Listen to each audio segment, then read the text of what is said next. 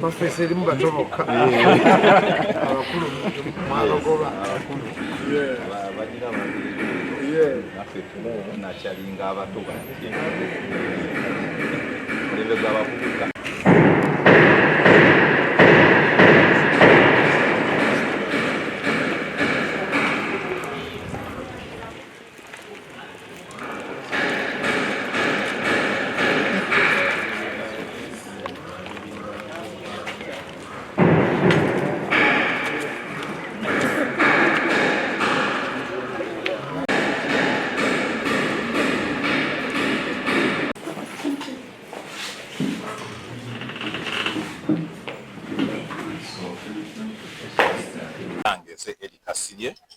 Chairman wa Wakiso District Human Rights Committee.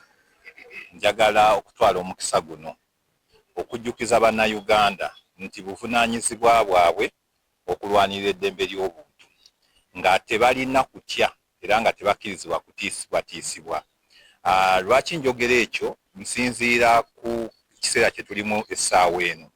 Tuli mu kiseera nga Uganda egenda mu kulonda, naye bw'otunuulira indicators zonna eziri ku byokulonda kati kiraga nti nno ebitundu 80 ku buli 100 kiraga nti wagenda kubeerawo okutyoboola eddembe ly'obuntu.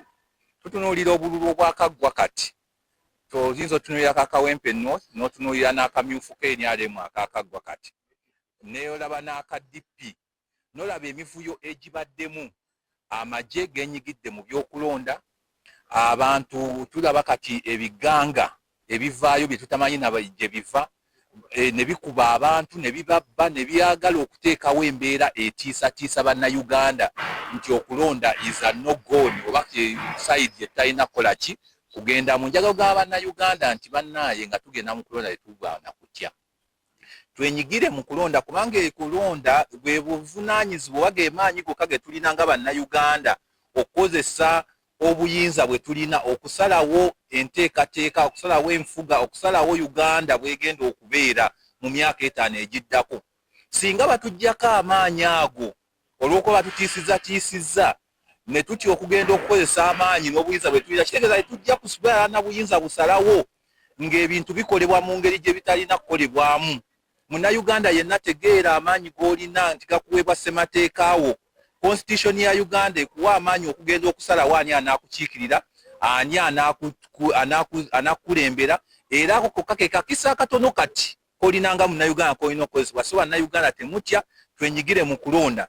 Ate bwe tuba nga twenyigira mu kulonda tubeere bwerinde nti buli ensonga yonna etyobola eddembe ly'obuntu tugiwaabire, tugikozese omukutu gwonna okugya exposinga.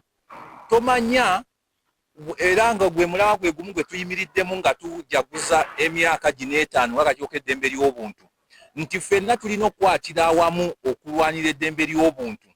Gwe wooli awo nange gyendi eno mu kitongole, singa tukwatira awamu ffenna ne tu-exposinga ebintu bino eby'okutyobola eddembe ly'obuntu, abantu abatyobola bannayuganda bajja kutya okuvaayo oba okuggyayo amaaso gaabwe, kubanga tomanya kikigenda kubeera mu maaso awo ng'okulonda kuwedde. Tomanya kikigenda kusalibwawo, anaasoma ripooti eyo oba analaba ebintu ebyo bigenda mu maaso. So bannayuganda tetugwamu ssuubi. Njagala kubagamba essuubi weeriri era omukisa weeguli, era buli omu akimanyi nti guno gwe mukisa gwokka gwe tulina. So mukozese omukisa gwammwe nga mugenda kalulu, nga mulonda, nga mwenyigiramu, mwesimbewo, mweba campaigning, nga mugende mu campaigning, buli omu tuuka ku buli omu ng'okozesa eddembe nga nkozesa amaanyi agakuweebwa constitution yo. Ekisooka njagala okusaba abakulembeze abateekebwawo okulaba nti nno mukola obuvunaanyizibwa bwammwe, naddala Electoral Commission, abakuuma ddembe, okulaba nga tukola buli omu kyalina okukola mu kaseera nga kano. Electoral Commission tugisuubira okutegeka akalulu ak'amazima n'obwenkanya. akalulu k'amazima n'obwenkanya kitegeeza nti buli muntu yenna aweebwa eddembe okukola ng'amateeka bwe galagira. Bw'abanga yeesimbyewo aweebwa eddembe okukampeininga n'atuuka eri abalonzi.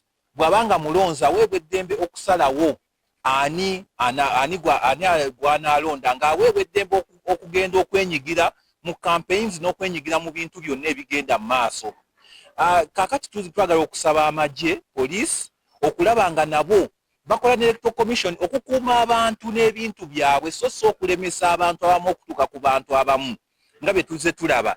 Bwe tulaba ebiseera ebisinga akalulu we kabeeramu aba opposition, amagye gavaayo ate okukugira aba opposition okugenda okusinkana abantu. Twagala okulaba nga buli muntu yenna aweebwa olukusa okutuuka ku bantu, abantu basobole okusalawo nga batunuulira ebintu ebigendererwa ebyona omukulembeze ajja, kubanga tukimanyi bulungi abakulembeze basalawo kinene. Kati ffe ng'abeddembe ery'obuntu, essaawa eno tuli mu kaweefuba okulaba nti tusomesa buli muntu yenna ategeere obuvunaanyizibwa bwe. Gwe munnayuganda otegeere nti nno amaanyi go gakuli mu kalulu kaako. Bannamawulire nga babadde bano bo batyoboddwa nnyo mu bululu obuwedde. Twagala okulaba nga bannamawulire tubasomesa, ekisooka engeri gye bayinza okwekuumamu nga bali mu kalulu kano, ekirala engeri gye bayinza okuripootinga amawulire ag'amazima n'obwenkanya ate agateekubiira. So tulabe nga ffenna bwe tuba tukola nga ba stakeholder, tukola nga ekitole, so si tetukola kwawulamu, wabula tukola ki? Kugatta. So ekintu ekyo kijja kusoboka singa ffenna tukwatira wamu ne tuyimirira wamu, okuviira ddala ku bakulembeze abatukuuma, okuviira ddala ku Electoral Commission, n'okutuuka ku bannamawulire, n'okutuuka ku bantu ba bulijjo. So twagala okulaba ffenna akalulu kano nga tukwatira wamu, nga buli omu tumuleka n'akola omulimu gwe nga bw'alina ogukola. Singa tukola ekyo tujja kulaba nga tuyita mu kalulu kano nga kalina emirembe. Tetwandyagadde nnyo okulaba bye tulabye mu kamyufu ng'abantu bafa. Obukulembeze guba mukisa. Tekibeera nti nno bw'otokulembera ofa oba obulamu babukomyawo. Twagala tukirabe kino obukulembeze ffe twali tukimanyi nti obukulembeze buva eri Katonda. Bw'obanga omuntu ayiseemu kitegeeza Katonda gw'asazeewo ayitewo. So tetwandyagadde kulaba ng'ate ggwe okuba munno oba otta munno olw'okuba nti nno oyagala okukulembera. So obutibwe bukulembeze bwe twagala okulaba mu Uganda, era tusaba abakulembeze na buli muntu yenna akwatibwako tubeere n'akalulu ak'emirembe, ak'amazima era ak'obwenkanya. Kanjagala okwebaza Mr. Eli Kasirye, Chairman Human Rights Wakiso, okunnyaniriza obulungi ennyo wano ne ndaba omulimu omulungi gwe bakola. Mbayozayoza emyaka 5 era mbayozayoza nti ne Katikkiro wa Buganda ajja ku Lwokutaano tujje banje tumwanirize. Kati nno ekisooka eddembe leero mbadde nze simanyi nti twakitwala ku levo endala eyo Wakiso tulinayo n'ofiisi namba ng'erwanirira ddembe lya buntu. Era Mwami Kasirye yambuulidde nti kakati batukubiriza ffenna Abannayuganda obutalinda nti omuzungu ajje atukwatireko, ogundi ajje atukwatireko, ffe kennyini okukwata obuvunaanyizibwa bwaffe ffe nga ffe, okukozesa amaanyi oba otuwanyi tuno tetulina okumenga sure nti eddembe ly'obuntu teryonoonebwa, buli muntu abeere n'omutima gwe bayita bulungi bwansi. Bwe nakulira ndi mukulumu newaffe mu kyalo twabanga n'engoma baziyitanga gwanga mujje nga bagikuba buli muntu n'alima oluguudo, buli muntu nga teri kyasuubire. Ennaku zino bw'olima oluguudo nga bakubuuza ogenda kwesimbawo oba okitegeera, oli bajja n'alima oluguudo oba n'akola oluzzi mumanya oba abaza kaki oba agenda juzi nali mu luguudo lw'ewange ng'ebinnya bisusse. Nakeera ku makyanga ekyalo kyonna kiyimiriddewo nti ojja kubwaki ogenda kuba mmeeya nigaba nange ebinnya mbikooye. Kakati omwana yagwa mu kinnya n'amenyeka okugulu nga ndaba. Kale nno buli muntu kikkakatako okulabirira ensi yo, okumenya sure nti omwana wa neighbor edda nga omwana takuzibwa omu nga buli ekyalo kyonna obeera mwana, naye kati oli atulugunya akati ne batuuka n'okkatta nga ne neighbor takoze eki asuddeyo gwa naggamba. kati ndowooza mukulu eri mukama oba yamubikkulidde ekyo okutukunga okutujjukiza olwedde ffe mu bannayuganda oba wano naddala mu Buganda baatukuza bulungi baatukuza nga buli muntu afaayo lwakuba tebetukula tulanye okufuna empisa ezeeri ewala netuzikola ki netuzisembeza naye kyekyo nno ebigambo byebyo mbakubiriza okujja okubeerawo nga banifaniza Katikkiro ate mbakubiriza buli muntu okufa ku ddembe ly'obuntu okuva ddala ku kyalo k'osula ne munju mw'obeera.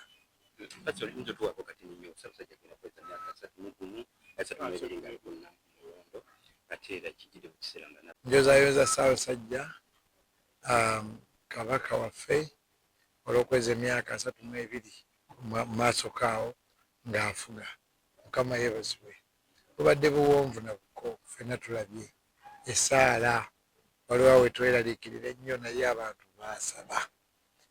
baasaba jukira waliwo omuntu omu yaŋŋamba nti bulijjo nze ebintu bya Uganda sibifaako nnyo naye nasabidde Kabaka nga si Muganda kwegayaga nasabye essaala ne balangirirayo n'okusiiba kwa nnaku 3 owulira twebaza Mukama nze ndowooza essaala z'Abannayuganda essaala za Buganda ze zituusiza Ssaabasajja Katonda yeebazibwe amuyisizza mu buwanvu n'obuko Mukama atuwe omukisa n'ataano tugaweze n'enkaaga tuziweze nga Ssaabasajja ali ku Namulondo afuga ekirabaza nange Omukama kuba ngenda kweza emyaka 2 nga nnyimbira ennyimba za Kristo kakati nno mpita Abannayuganda mwenna tugenda kuba ku Serena n'Oweekitiibwa Katikkiro era yansuubizza nti oba oliawo anaayitawo kale mbakoowoola mwenna abanyumiddwa ennyimba zange okuva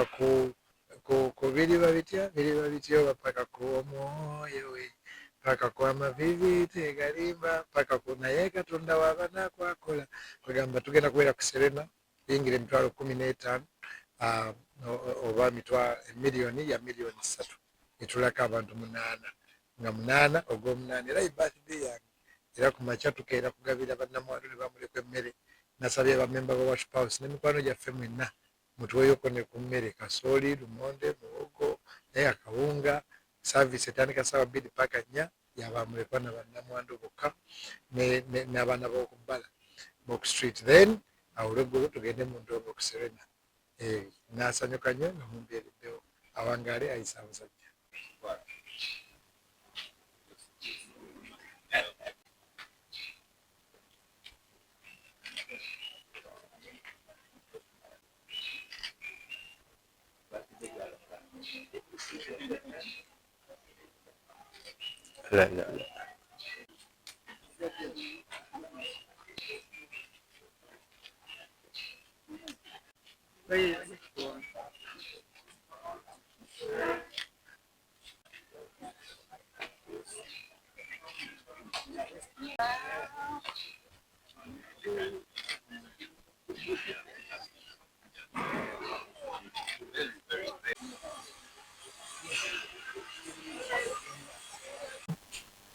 Today, Gladys, we call her Gabi, she told me, I understand, even if you fail, I would understand.